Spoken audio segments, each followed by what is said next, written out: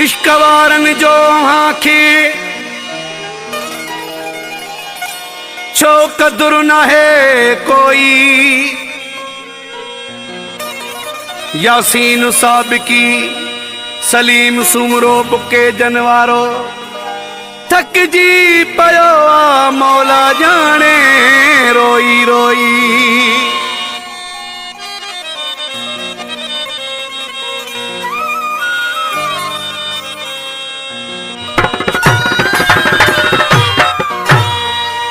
छो तंग कयो था दीवाने के ही विचारो आशिको मजबूर आहे। छो तंग कयो था दीवाने के ही विचारो आशिको मजबूर आहे। इश्क थेड़े छजुसे कुछ भी न बचुसे, धक जानी पंजे जिकिरी हयूं थस। अञा मारियो पया था मुअल खे, हियमा जो केड़ो दस्तूर आहे। छो तंग कयो था दीवाने खे ही विचारो आशिको मजबूर आहे।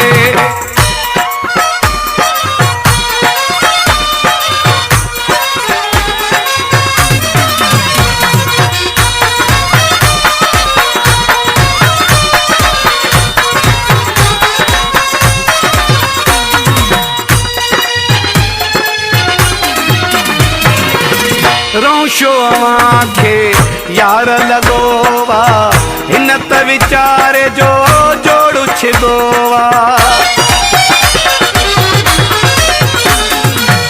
रोशो आखे यार लगोवा हिन त विचारे जो जोड़ू छिबोवा। हली हर शइ वयस कुछ भी न बचुस, धक जानी पंजे जिगिरी हयूं थस।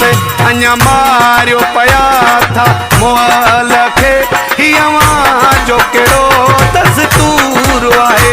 छो तंग कयो था दीवाने खे ही विचारो आशिको मजबूर आहे।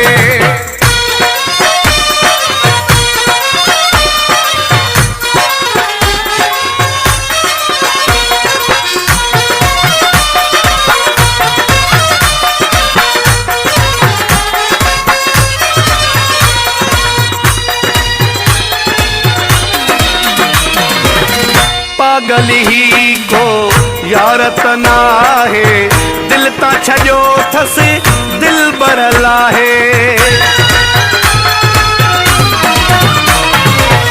पागल ही को यार तना है, दिल ता छजो थस दिल बरला है। सुने खल कयुस कुछ भी न बचुस, धक जानी पंजे जिगिरी हयूं थस। अञा मारियो पया था मुअल खे, हियमा जो केड़ो दस्तूर आहे। छो तंग कयो था दीवाने खे ही विचारो आशिको मजबूर आहे।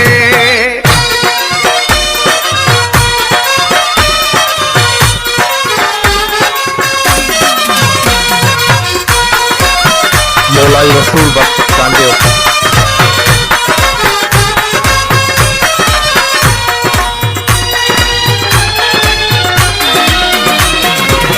जुल्फकार बुरेड़ा इश्क खां ज़ारी आहे असांखे जिंदगी सारी।